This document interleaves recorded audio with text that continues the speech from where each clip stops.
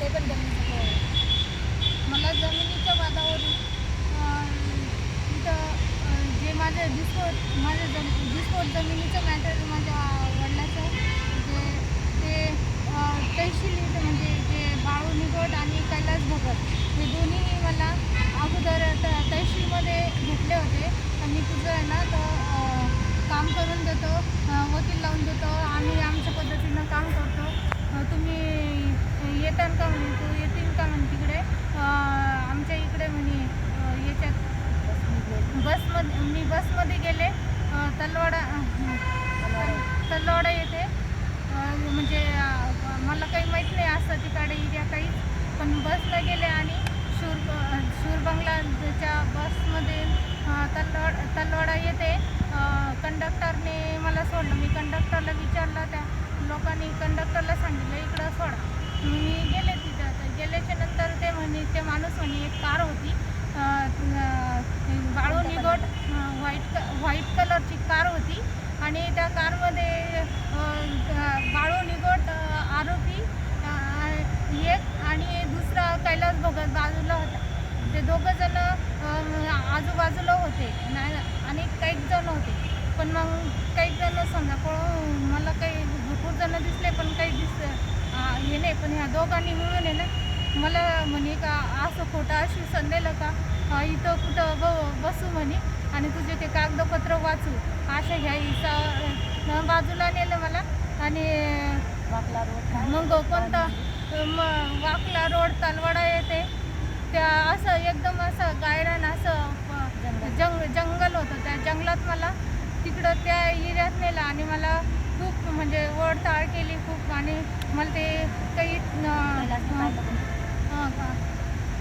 बाळू निगोट आहे त्यांनी माझे ना मला आहे ना ते माझा एक कोल्ड्रिंकचं ते पाजलं, त्याच्यामध्ये मला काहीच मला काहीच समजलं नाही आणि माझा असा लटलट कापरं चालला. कारण त्यांनी मग मला मारहाण केली आणि मारहाण केल्यानंतर त्यांनी मला कपडे एवढे फाडून माझा रेप केला आणि त्या जातीवाद शिव्या गाळ्या केल्या.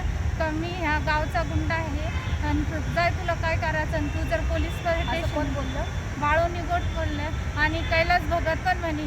तर त्यांनी माझे पाय पकडले आणि मला त्यांनी पण लाथा बुक्के आणि मारहाण करून जातीवाद धेड असे शब्द वापरून आणि तुला इथं संपून टाकू, तू जर कुणाला काही सांगितलं तर तुझा मर्डर करू म्हणे.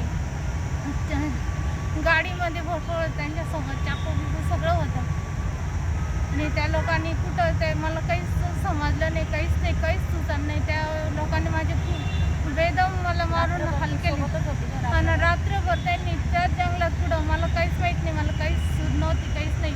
आणि मग सकाळी 6च्या दरम्यानमध्ये त्या माणसाने मला ते शूर बंगल्याच्या ठिकाणी कारीमध्ये नेलं आणि समजा तिथे सकाळी कंप्लेंट दिली. शूर पोलीस स्टेशनला कंप्लेंट नाही, मला काही स्टॉप कर लो बात. मी शूर पोलीस स्टेशन येथे जायचं मला काही सुचलं नाही, काही नाही. मी डायरेक्ट त्या बसमध्ये त्या आरोपीनं मला थांबून बसून दिला. मग मी घाबरत आहे ना मी आले सिडको पोलीस स्टेशनला आले आणि त्यानंतर मी त्यांनी एक गाडी पाठवली आणि त्या गाडीमध्ये मला शूर पोलीस स्टेशनला नेलं. आणि त्यानंतर त्यांनी माझी काही फिर्याद व्यवस्थित नोंदली नाही, काहीच नाही. आणि जे माझ्यावर घडली घटना ते तशी काही व्यवस्थित घेतली नाही आणि त्याने वाकडा तिकडे एफआर काढला आणि मला काय म्हणे तुला आहे ना पंचनामा करायला घेऊन जायचं आहे. मग त्यानंतर पोलीस स्टेशनची गाडी ते काही महिला सविता तुकाराम मगर ह्या कॉन्स्टेबल आणि बाकीच्या पूर्ण स्वामी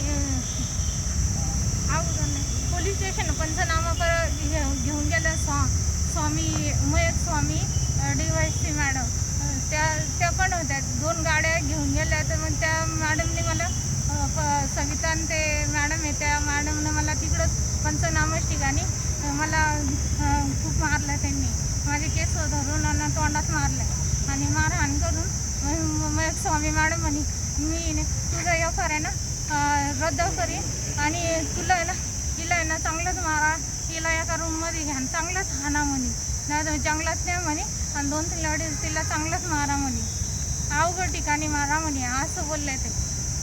आणि ते पोलीसवाल्याने ते माझं एकच मागणी आहे की ह्या पोलीसवाल्याने मला खूप त्रास दिलेला आहे आणि आरोपीने दिला पण आहे ना त्या पुऱ्या शिरूर पोलीस स्टेशनच्या जे भरपूर पोलीस साहेब लोक आहे आणि त्या लोकांनी मला म्हणजे खूप त्रास दिला म्हणून मी घाबरत आणि मला फक्त एकच न्याय पाहिजे की ह्या लोकांनी जे माझ्यासोबत केलेलं आहे, माझ्यावर अन्याय अत्याचार केलेला आहे, ते माझ्यावर रेप केलेला आहे, त्या लोकांना आहे ना शिक्षा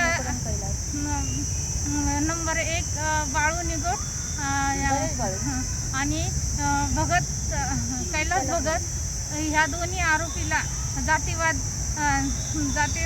शिवागाळा करून अॅट्रॉसिटी ॲक्ट गुन्हा अॅट्रॉसिटी ॲक्ट कलम 376 हे FIRमध्ये लागले, पण काही कलम मारहाण काही असं व्यवस्थित कंप्लेंट काही घेतलेली नाही, कारण त्या आरोपींना शिक्षा झालीच पाहिजे. आणि मी अध्यक्षक चौधरी मॅडम यांच्या कानावर मी अशी घटना